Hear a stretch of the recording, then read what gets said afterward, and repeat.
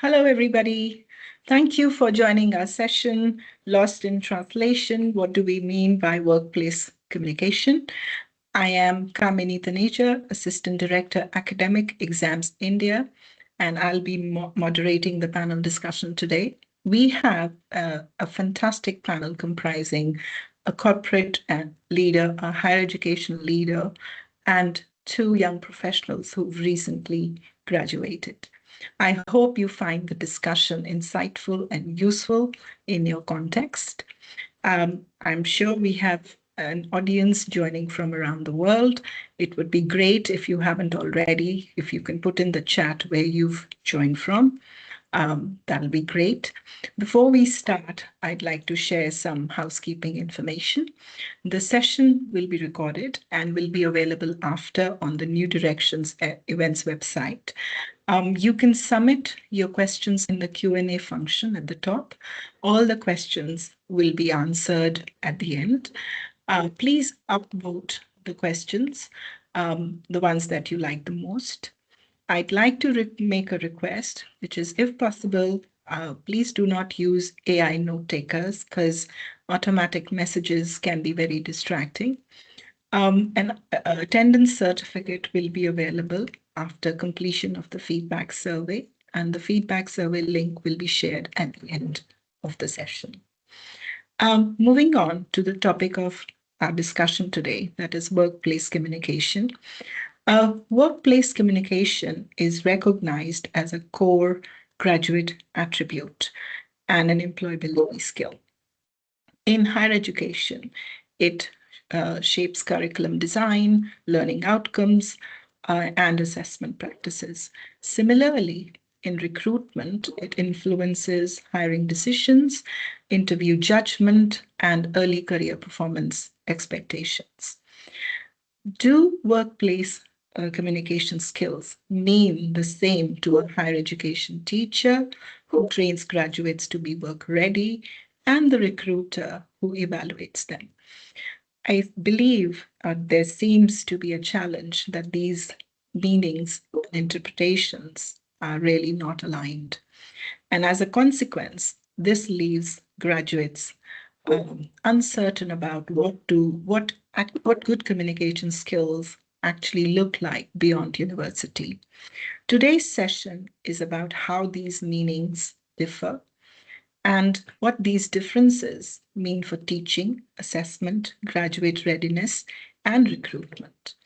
We will explore how academia conceptualizes workplace communication, how employers interpret and evaluate these skills, and how graduates experience the transition between the two worlds. We are particularly interested in whether communication skills prioritized in the workplace are clearly signaled to the students, whether current academic and recruitment assessments genuinely capture the communicative competence with the assessments that they use. Over the next 30 to 40 minutes, we will unpack all of these ideas in the discussion and try and suss out whether these interpretations align, diverge, or often what gets lost in translation as graduates move from education to employment. To explore this from multiple perspectives, let's meet our esteemed panel. We have with us Amol, Zuhui, Abby, and Luis. I'd like to invite everybody on the panel to maybe have a quick round of introductions. We'll start with Amol. Hi, good morning, good afternoon, good evening from all parts of the world. My name is Amol Padwad. I recently retired from a university in Delhi, and for the last more than 35 years, I have been teaching and training in the higher education sector. And this panel offers me an opportunity to also learn from my fellow panelists, and I'm looking forward to some very interesting questions and comments from the audience as well. Thank you. Thank you, Amol. Zuhui? Hi, my name is Zhu Hui. I'm based in Singapore. I'm currently the Director for Strategy and Growth in Montfort Care. And previously, in most of my professional life, I've been doing work relating to internal human resources and also management consulting. Thank you. Abi? Hello, my name is Abi Nabi. I am a graduate from Nile University with a bachelor's degree in business administration, and currently I work as a video editor and a marketeer. Thank you. Louise? Hi, everybody. I'm Louise. I'm originally from France, and I recently graduated from Edinburgh Napier University in business management, and I now work in a British international organization. It's nice to meet everybody. Thank you. Thank you, everyone, and I really appreciate you joining us for this panel discussion. So moving on to our topic of discussion today, that is workplace communication. We use phrases like communication skills, soft skills, employability skills in the curricula and recruitment. And we often assume that it is a stable set of abilities. In practice, however, it is not a single construct. Its meaning shifts depending on the role, the job, the sector. But what counts as effective communication in the classroom, in an interview, or in a team meeting may overlap, but it's rarely a stable, it's rarely identical set of abilities. Before we hear from the panel, I would like us to look at some language from job adverts to discuss the kind of communication abilities these point to. This is for the audience who's joined us. Thank you to everyone who participated in the survey, pre-session survey, and let's find out if there is congruence with what the audience says and what the survey results pointed to some similar questions. Could you please type in your responses in the word cloud, which will pop up on your screen in a second. And you can, so the job adverts most times say excellent communication skills, strong writing skills, or ability to, communicate clearly with a range of stakeholders, and so on. So let's hear, what do you interpret? What is your interpretation of these workplace communication skills stated in job adverts?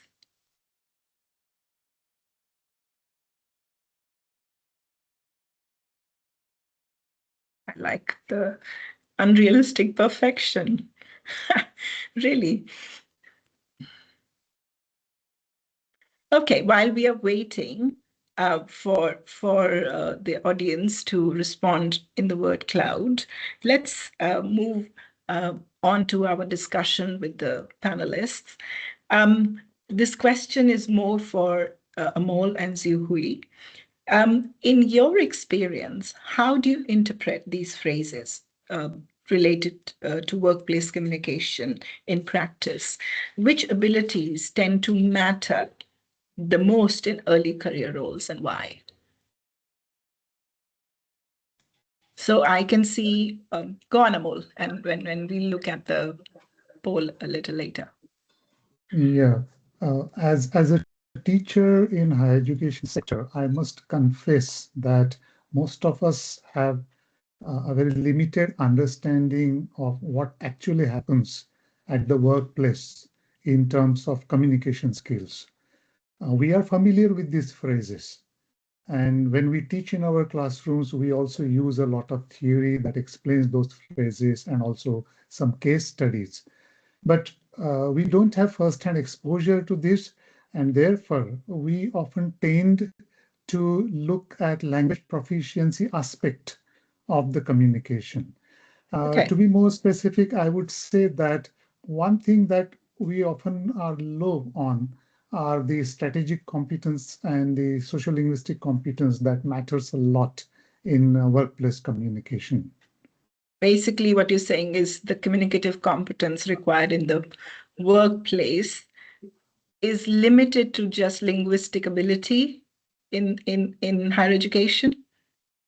That is the general trend that I have seen Okay. in all my career. Okay. So when we look at what the audience has told us, they say ability, clarity, effective use, structured manner, and clear and confident. So clearly we can see that everybody interprets this differently. And as you rightly confirmed, in higher education, how it is, how it is used in teaching and assessment and maybe scoring, assessing students. Moving on to Zuhui, what do you make of this? As to what job adverts say? I like that we already see two different ends of interpretation of what we expect communication skills to be. So I look at it from two ends. First part is the linguistic ability as a baseline. It is a given for most of our job requirements that you must be able to speak at the professional level. The more important one that we identify during interviews and finally, when young graduates join the workforce, is the ability to communicate and drive your point across very succinctly and to the point, such that it's impactful.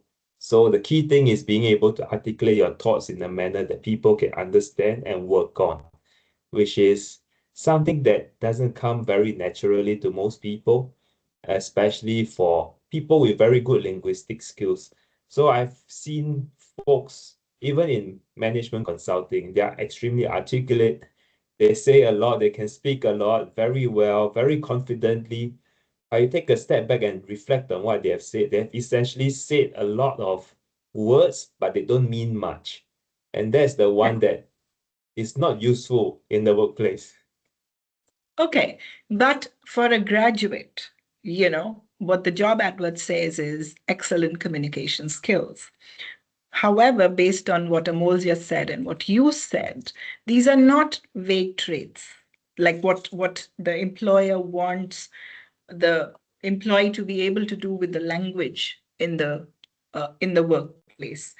So things like interaction, Anna, interaction and participation in meetings, ability to express opinion in a team or present ideas in a presentation, give reasons, be persuasive in a client negotiation. All these core abilities sit underneath the phrases that are used in job adverts. How do graduates figure this out? How do they know what to expect?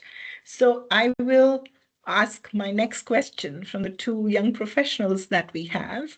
From your experience, starting out in the workplace, which aspects of communication did you think were most important when you graduated? And which skills did you find actually they were valued most by employers? Were there any surprises? And was there a gap in understanding, or you knew exactly what was expected? We'll go with Abhi first. Yeah, as a fresh graduate, I thought that communication was mainly about being well presented and speaking fluently, especially when it came to public speaking. But just because that was what like university was assessing me on as a student. But in the workplace, I felt what mattered more was coming off in a clear tone and manner, and being able to deliver a message efficiently, and also explaining something in simple terms if that was being asked of me. So the shift between both environments for me was that communication was about performing. I initially thought communication was about performing well when it came to presentations and public speak, but it was actually more about helping others come to decisions and thinking together as a team. Okay, Luis? Well, I join your point, Abby. I think I agree on most of the points that you just mentioned. And I'd like to add that as well. When I graduated, I expected communication skills to be good when I would be able to clearly express myself in English, in speaking and writing, mainly to write emails or presentations. However, when I started my role, I quickly realized, especially in an international, delivering an international education program, I realized that what employers would be looking for more is at being able to adapt my tone across different cultures and communicating appropriately with different stakeholders. And being able to filter which information to give to some stakeholders and to retain for other stakeholders. And this multidimensional stakeholder communication was the biggest gap when I started my job, and that came actually as a surprise. I really feel like the university could have helped me more with maybe assessments, targeting different audiences, but to share this kind of the same information pack, knowing who to tell, for instance, the sponsor of a program, who to tell the client, who to tell the other colleagues. So yeah, I think that would be the biggest gap for me in terms of communication skills. Thank you. So I'll go back to Amol and Zihui.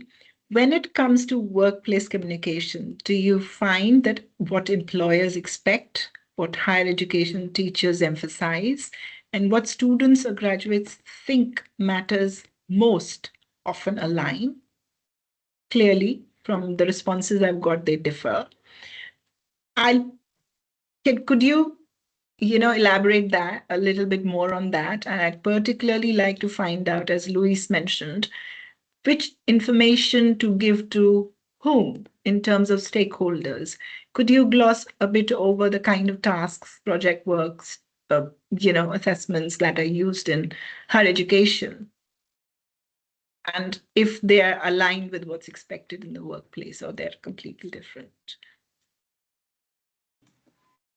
Well, the brief answer would be no. There is not much alignment between what industry expects or needs and what universities provide. And it works on both counts, the syllabuses and curriculums, as well as assessments. In many cases, I found that the training in communication skills is anyway a very tiny part of the overall program. And additional difficulties, it happens often at the early semesters of the program. And the general need is felt more clearly towards the end of the program when students start looking for jobs or internships and start searching and even appearing for interviews. And that's when they very clearly understand what is required. But by that time, the university has nothing to offer. In terms of syllabuses, yeah. But then don't teachers know that already? And why is the curriculum not designed for that? I don't have ready answers to that, but some possible indicators could be the program is more focused on training in technical professional knowledge and skills. And there is also an assumption that in many cases, these programs are English medium programs. It is assumed that students come with enough proficiency and one semester long training in just introducing communication should be enough. But in practice, there is also another aspect. The syllabus designers or the teachers, as I said before, have very limited exposure to what actually happens in industries. Okay. And in many cases, it is the training and placement cells of many universities which then take care of the communication skills training because they are the ones who directly deal with industry people and have a little better idea. And they try to bridge the gap by offering seminars and webinars. So, and those are also very scattered, isolated kinds of offerings. Okay, so why Well, the gap? I guess I'll echo or I'll just latch on what Louis shared earlier about being able to succinctly tell what you need to put your point across. And that's also the reason why not many managers will put a fresh graduate to give a presentation to the CEO within the first year of you joining the company. It's not because we think that you guys are not intelligent, but because you haven't learned the nuancing of what is important when you present to the top executives who are tight on time, where time is a premium for them. They just want to know a few things. What is your main point? What do you need me to do? What resources you need? What are the risks? The rest, they're not that much particular about it or not that interested about it, because at their level, the general direction is what you want them to give you as an organizational leader. However, if you put it from the perspective of how we train our students in the universities, you look at the typical academic paper that is written. First, you talked about the introduction, your hypothesis. Then you talk about what are some of the things you have done from step A to step Z, what are some of the mistakes you have seen, and finally, you talk about the conclusion. But in the workplace, I want to know the conclusion before you tell me the rest of the things. So there comes the distinct between how our students are trained and also how the workplace expects it to be when profits and losses are important to us. The bottom line is, and time is critical for these senior executives. So from another perspective on why is it that these are not taught in schools, the more practical answer is not many teachers were also very senior executives in the workplace before they went back to teaching. Sure. So from a linguistics perspective or from a course curriculum perspective, that's probably the gap that we've seen. However, if you reference to some business schools where you have professors who were initially executives in the workplace who have decided that now they want to transit to academia, you can see the way they present themselves and what they expect will be a little bit different. So that's where you can see that very nice hybrid of how they help students prepare themselves for the workforce. Okay, so there is a gap. Sometimes the gap is less.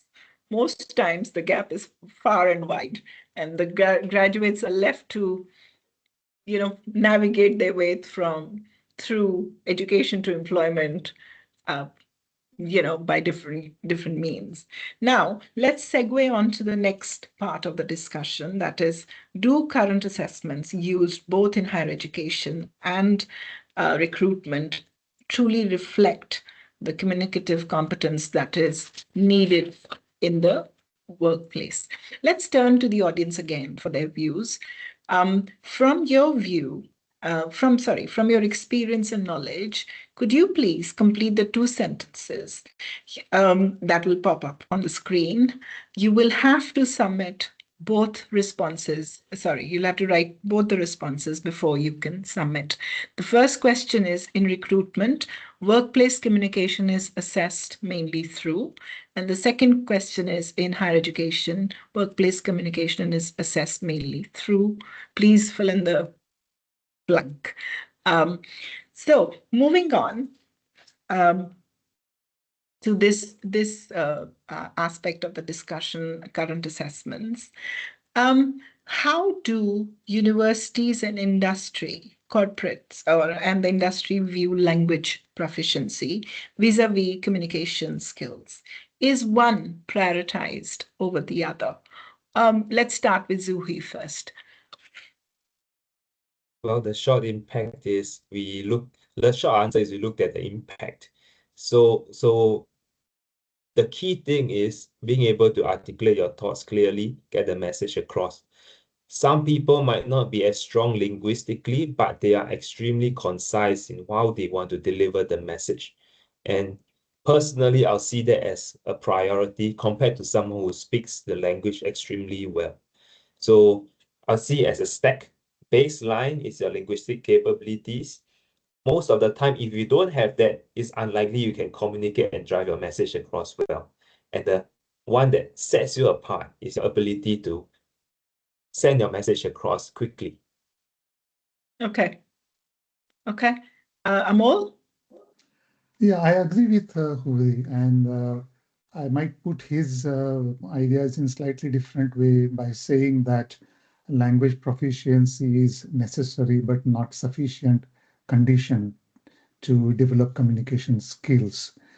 And in university teaching, in majority of cases, it is the speakers of English as second or foreign languages who we have to deal with. And therefore, their English, developing their English is a matter of concern. So there is a tendency that in higher education institutions, proficiency gets a little more attention or priority over the communication skills. And often teachers seem to assume that if they spend enough energy on developing proficiency, communication skills would follow. Okay. Okay, but communication skills are way more than, I mean, there is a bit of, it's very contextual in nature, it's very local in nature, it's very co-constructed. And again, it can vary from company to company, organization to organization, role to role. But don't you think having the language ability, which, a test could say, yeah, they have the language ability of, let's say, an upper intermediate learner or a band 8 or a 7.5 in IELTS. Does that not indicate job readiness? I would say no, because Okay. IELTS is a proficiency test and it tells how proficient that person is in the use of language. But it's spread across various uses of language. Okay. And it doesn't specifically test what proficiency the person has for workplace communication. And as I said, and I completely agree with you, communication skills are way more than language proficiency. Had it not been the case, then every mother tongue speaker would have been automatically a good communicator because they would have good proficiency. Sure. Okay. But then maybe I'll just chime in here, okay. Kamini. So Yes, I'll please. see language ability as like a tool. So something like your kitchen knife. You can have very nice kitchen knives that are extremely sharp, and you have very blunt kitchen knives that are very sharp. All are used to cut your food. However, it also depends on the skill of the chef who is able to operate the knife, right? So if you have the best knife in the world, meaning you have the best language abilities, but you have absolutely no skills in knowing how to cook and cut your ingredients, you have very ugly looking vegetables in your dishes. And that's not what your clients want to see. Okay. But I would say, okay, IELTS and TOEFL and these kind of tests are very, very general proficiency oriented. But then we have a lot of, English for specific purposes tests, specific purpose, like the OET. We have an aviation test. We have other tests, business English tests as well. So maybe that could work. Well, let's not go into that debate. But looking at what the audience has said, and in recruitment, overwhelmingly, interviews are used for assessment, and then for higher education, possibly task-based, assessments like presentations or project work, or maybe a bit of focus on language as well. Now, most of what I have learned from my reading generally in university and in higher education, the tests that are used are indirect tests, basically because assessing grammar, vocabulary, listening, and or reading, not because those are the things that not because that those are the only things that matter, but because these can be administered at scale. However, performance tests, which are more authentic in nature, mirror the real workplace demand, and maybe they are a better measure of workplace communication if we go down the route of not general proficiency tests, but tests for specific purposes. Anyway, so let's ask our graduates, both Abhi and Luis, which assessment experiences were the most valuable for you in preparing for communicative demands in the job, and why, if at all, maybe at higher education or even at recruitment?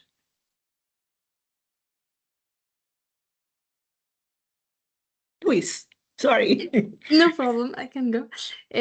So in my experience, at Edinburgh Napier University, the two key programs that we had that I found really helped me with my communication skills. So the first one would be an employability skills program, which was delivered throughout the 4 years of the university, but by blocks of weeks split out in between the other modules that we were given. And so this program focused on helping us developing our collaborations, critical thinking, curiosity, and communication, the 4 Cs. And it included some exercises such as storytelling exercises, business proposal creation, or campaign planning.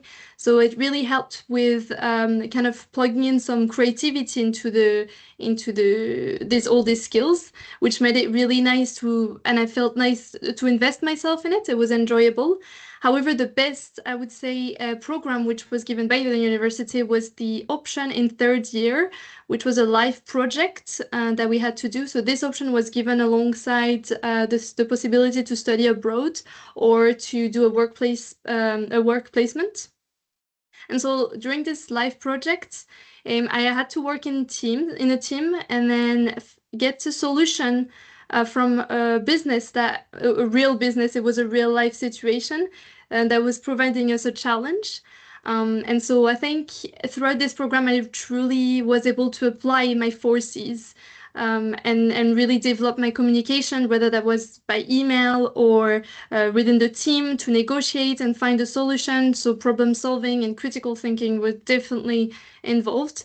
And I do think that all those real life context practices, exercises were definitely the best to make me learn how to appropriately communicate with the other people. So yeah, I think that's the key point, having really real life examples. Thank you. Abhi? Yes, a couple of assessments come to mind. First of all, during IGCSE high school, listening practices in English as a second language really did assist me with being able to develop and hone my listening skills and adaptability to listen to dialogue and like fully understand it, no matter the audio quality or anything like that. During university, we had at Nile University a couple of different assessments. Like there was a business role play session that we'd usually do, where different teams would assume the role of an example that is B2B, for example, business selling to business, or business to customer, things like that. We also had exchange programs with other universities abroad that really assisted and further developed my conversation skills, and had me gave me the opportunity to experience what conversing with other people abroad would be like as well. So more hands-off experience, most simulations and project work, which actually mirrors what happens in the workplace, was the most valuable and useful to you. Okay, thank you. Okay, so as we move on to our final section, where we will explore how education and industry can work together for greater alignment, for clearer shared priorities, so that expectations are explicit, assessments are more meaningful, and graduates are better supported in their transition to the world of work. Let's start with Amol. Do you see, Amol and Huey, do you see situations where employers share feedback into what HE teachers should emphasize, or do these spheres operate independently? How does I mean, given that they operate independently, but can there be pathways where they can come together and that gap can be diminished? Is that possible? Yeah, I agree with you. It's quite important to build bridges between universities and industry so that industry receives people in much better work-ready stage.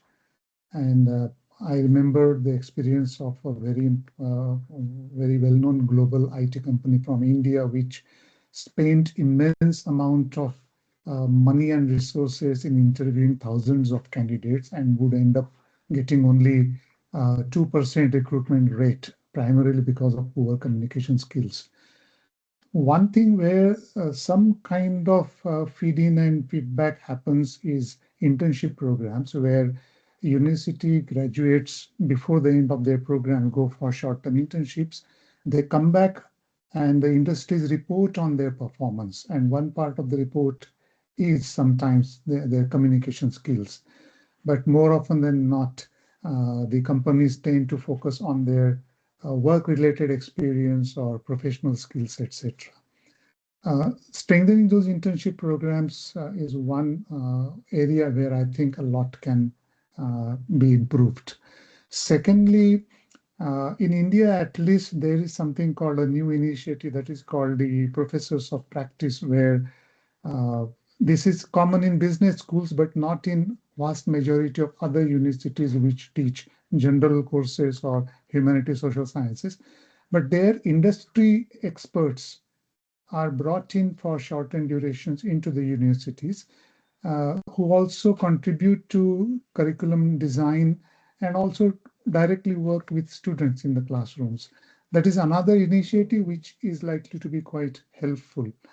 And thirdly, I think all universities have their own committees which design both syllabuses as well as assessments.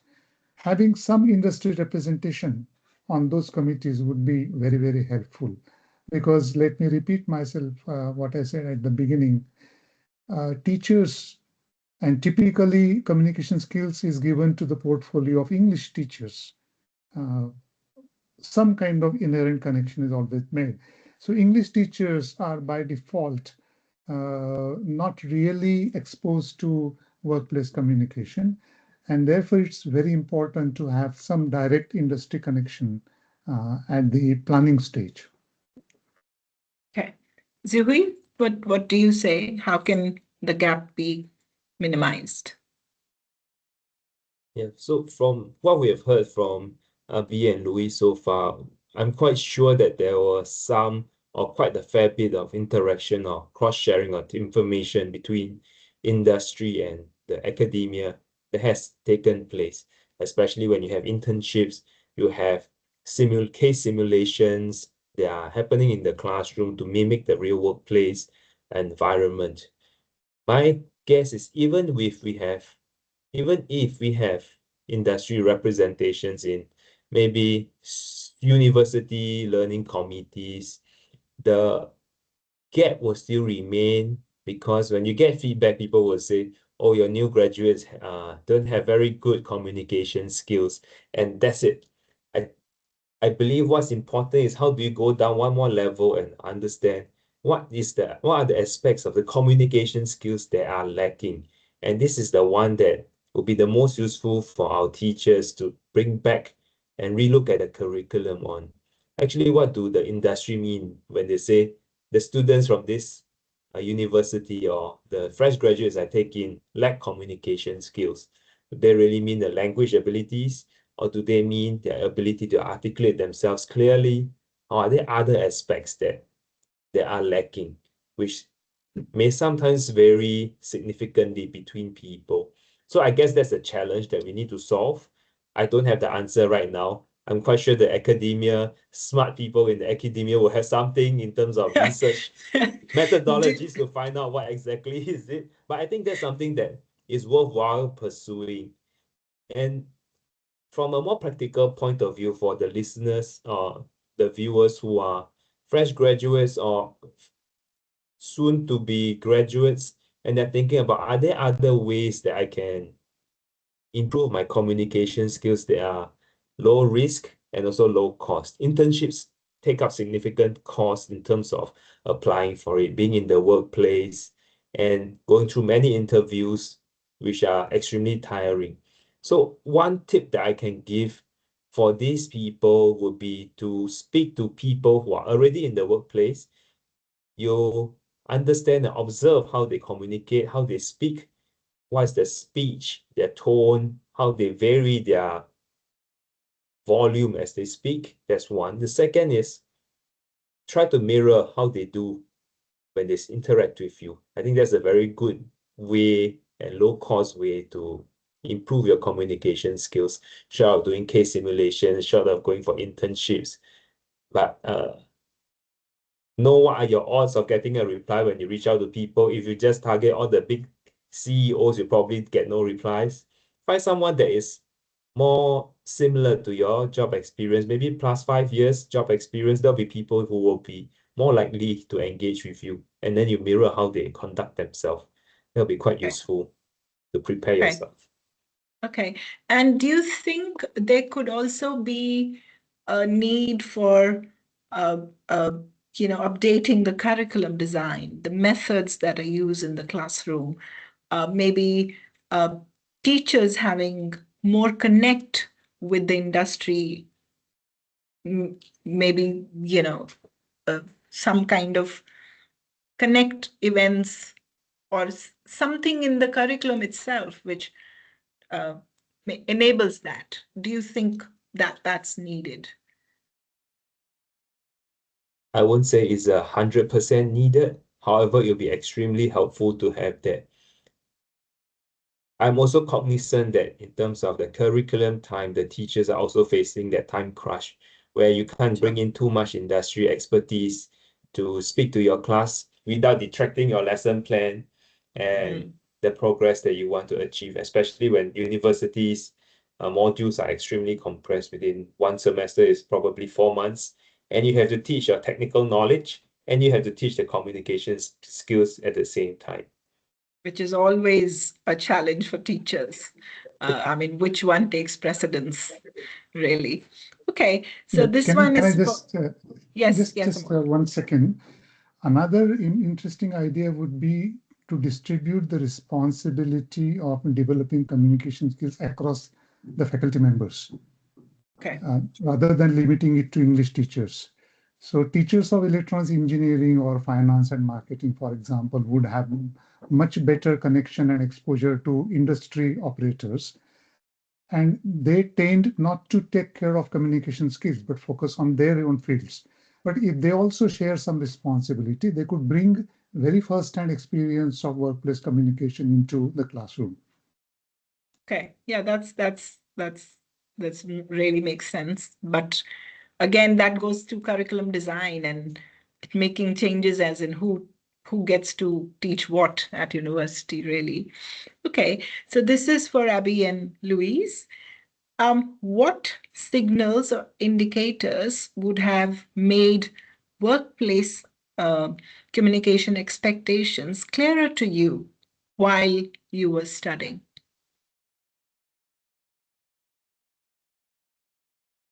Abby, let's go with you. I feel that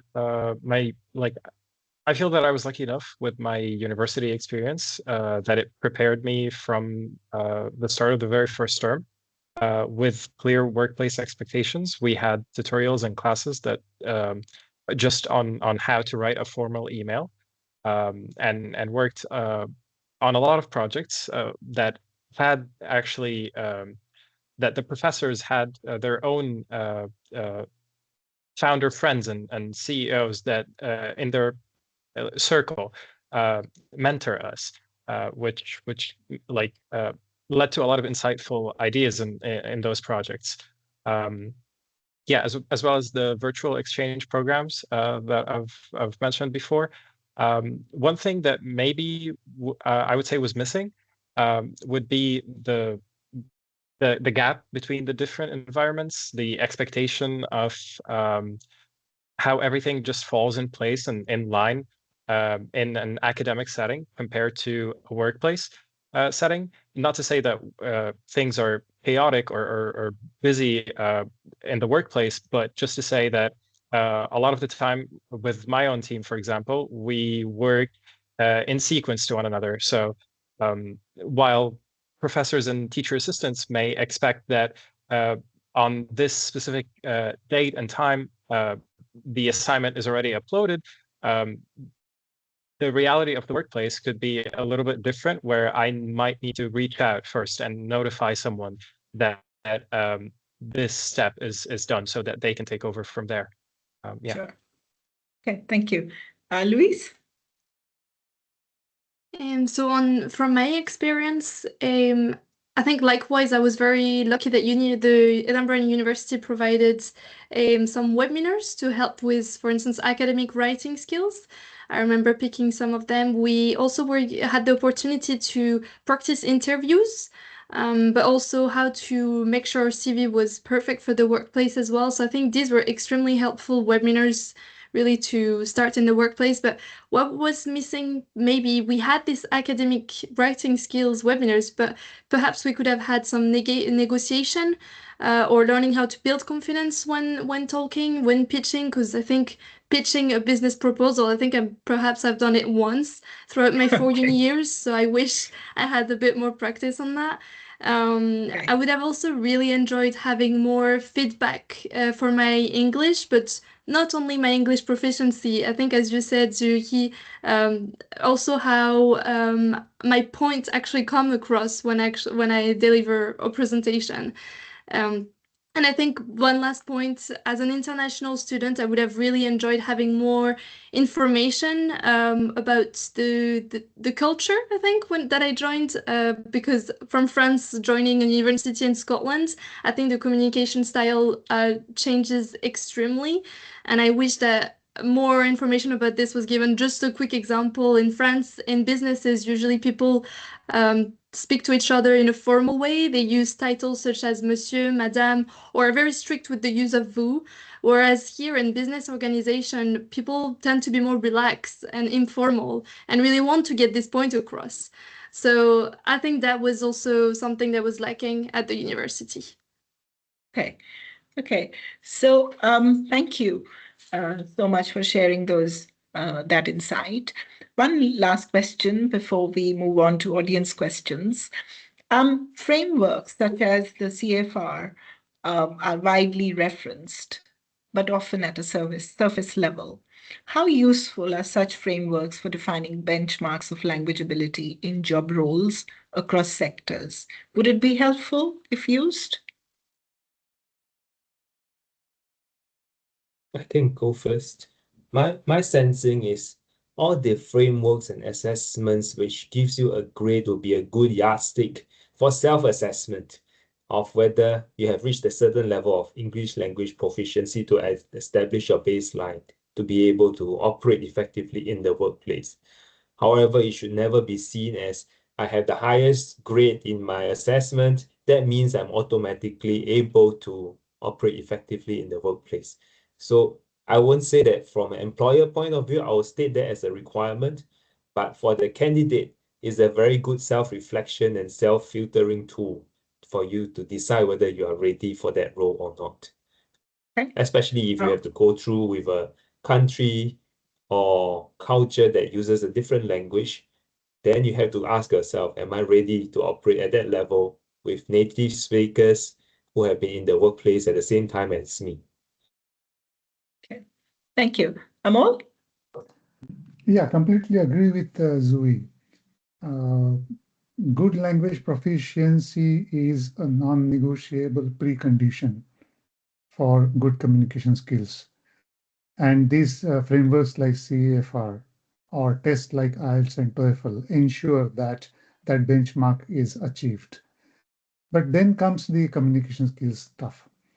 Basically, these frameworks or tests are not meant to measure communication skills, and therefore they have their limited use as the first gatekeepers. Beyond that, something else will be needed. And what is that? Tailor-made tests. Okay. And even then, any test by definition would be of a general kind, because if you are testing hundreds of students on one test, it tends to work towards average profiles.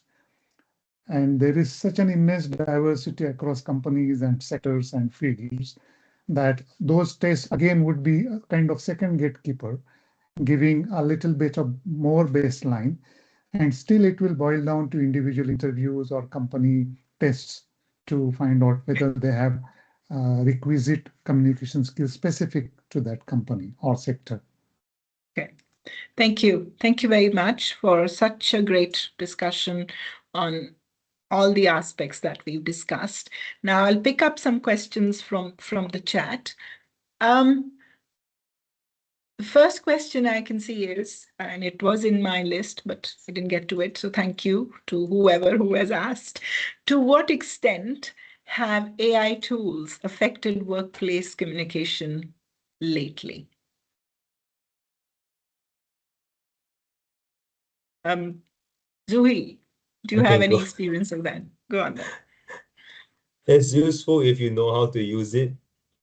Do not just ask your co-pilot or ChatGPT something and just copy and paste wholesale, because we know what AI sounds and look like when we see it.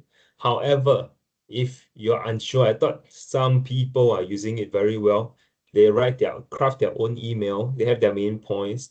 They went to use AI to look at whether it's succinct enough or not, or help them reorganize the way they will send their written communication. And that's something helpful for people who know how to use it. However, for verbal presentations, that's something that is still lacking, and is something that we definitely can do more about in terms of preparing for your presentations. What are the main points you want to articulate across? That's something that, if you use AI well, it's something that can help you. Don't do it well, people will just think, why do I need this fresh grad when the AI does everything for you? Okay. Amol, any thoughts on that? I don't have any personal experience of using AI tools to develop communication skills, but I have heard from my colleagues from the business administration departments and marketing departments that they found one specific advantage of AI tools, because AI has access to huge LLMs. They can produce very interesting and most realistic case studies, workplace situations, actual conversations, simulations, which they can use more effectively in their classrooms. So that's a positive side I heard from them. So resources for teaching workplace communication could lean into, teachers could lean into that for their lessons and things like that. Okay. Sure. Next, another question I have is, would an integrated learning assessment methodology give more support to students throughout their academic careers and recruiters a more accurate idea of graduate communication competence?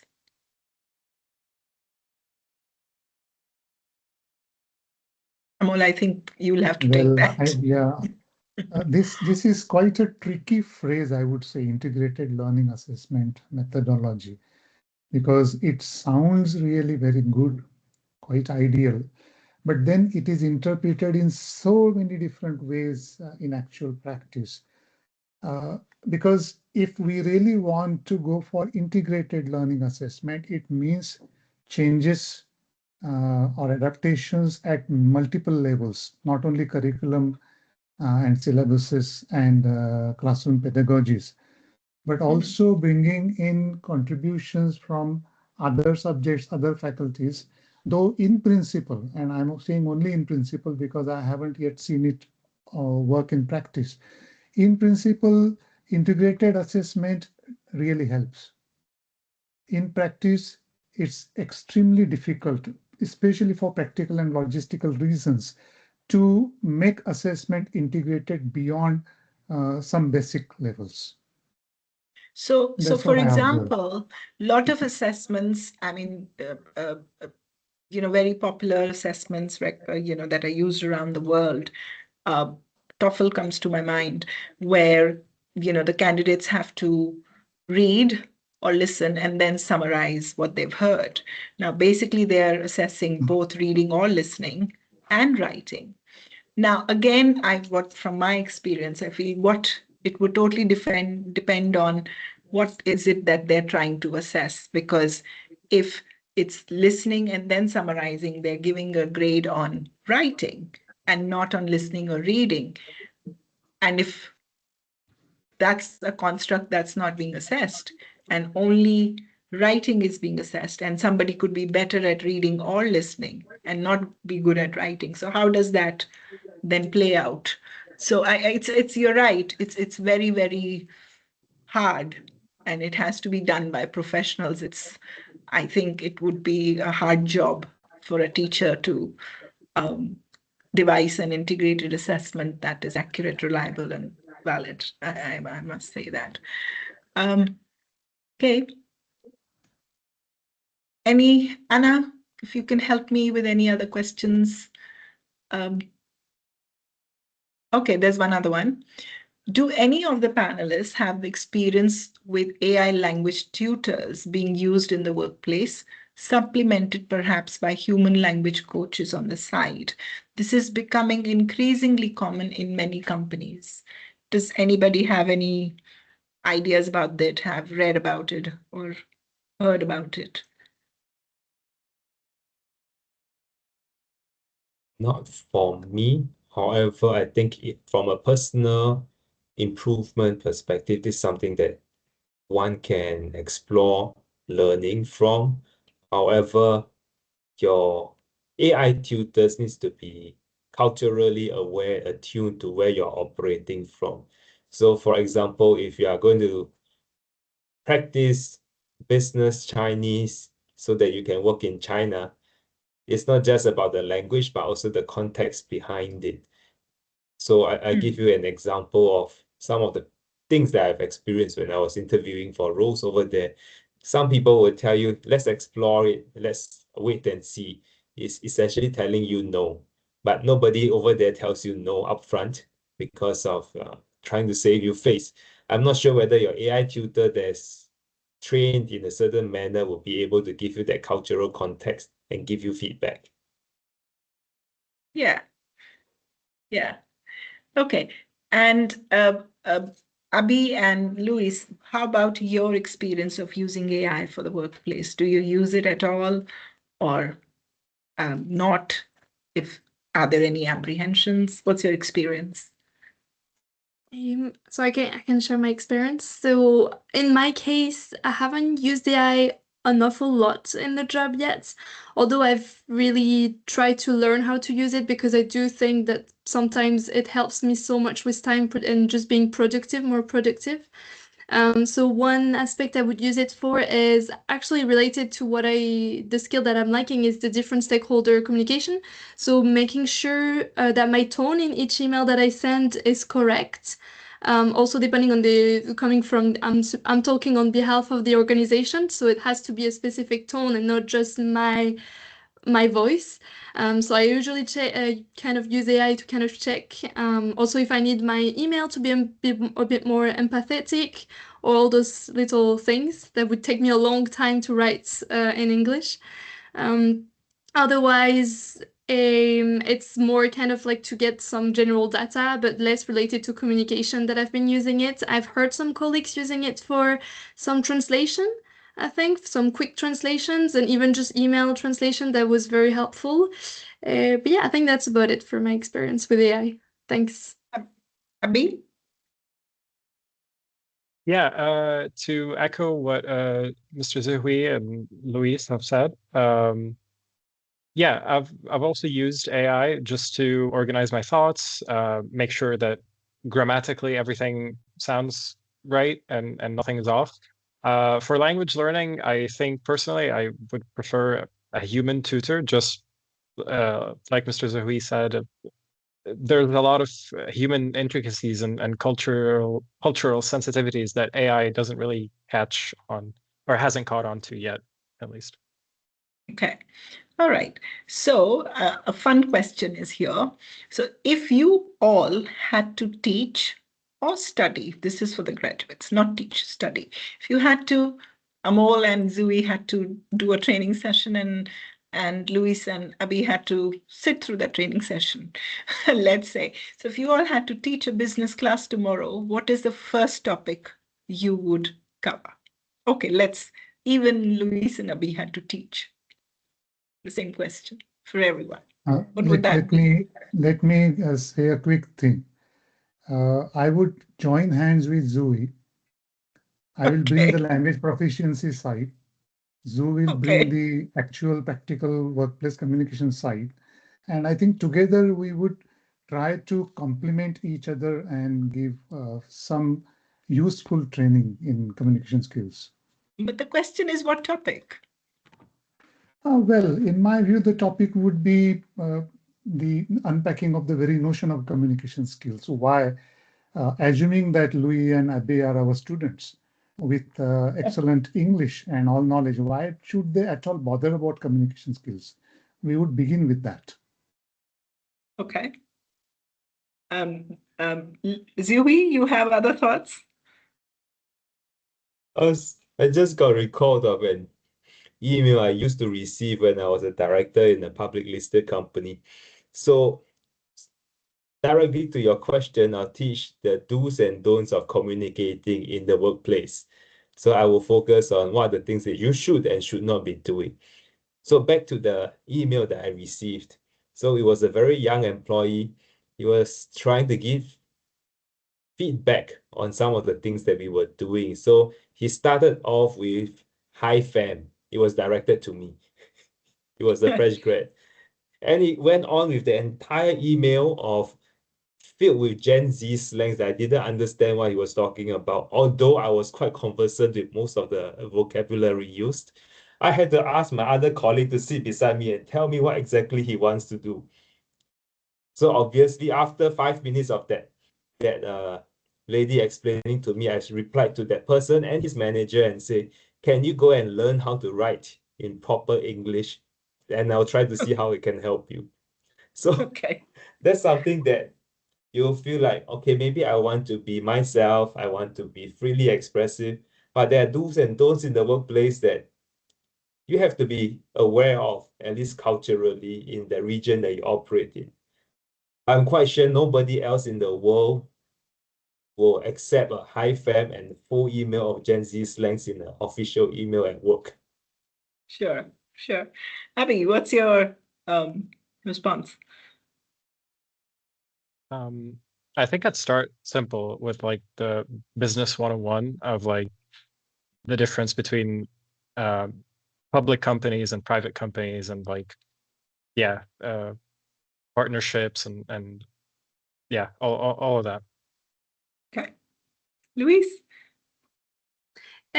So what I really like to focus on is usually cultural sensitivity. And so I'll just base my class on international business integration. And I think I would really try and show the importance of cultural awareness and how important it is to have also cultural intelligence to be able to adapt in a workplace and deliver points across well said and just so that to avoid any misunderstanding between people. And I think I would also focus on the different stakeholder communication, as I mentioned before, as well. And also integrating a lot of practical examples, probably some of the experience I have experienced as I started my job as well. Okay, all right. One final question. What is the importance of small talk in business? This is for everyone in the workplace, under the umbrella of workplace communication.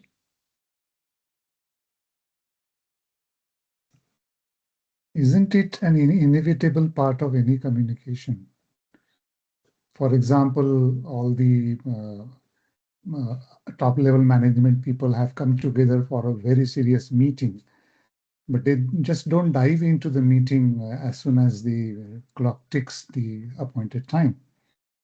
So there is always some kind of small talk, and even in the breaks. And I think I read somewhere a very interesting comment about the small talk being the cement that keeps the larger bricks of communication together. So That's true. I think that's also important because people often try to assess each other via the small talk and accordingly adjust their strategies for further communication. And it's a key tool for networking, isn't it? Yeah. Yeah. I like Louis? it that Anna in the chat said that the best networking happens at the coffee machine in Italy. I think it Or the water happens cooler. in coffee machines everywhere. For the water cooler. All right. So thank you so much, everybody who joined us from around the world. Thank you for being with us through the session. Thank you for your comments, for taking the poll in the session. And I would like to leave you with just one little thought. If you could put in the chat, today's discussion underscored what for you? If you can let us know, that'll be great. And you can see the feedback survey in the chat. And we will see you next time for the second session of this series sometime in April to continue this conversation. Thank you to all my panelists for joining and bringing their insight and experience and knowledge and sharing it with everybody. Thank you so much. Thank you and bye. Thank you, everyone. Thank you.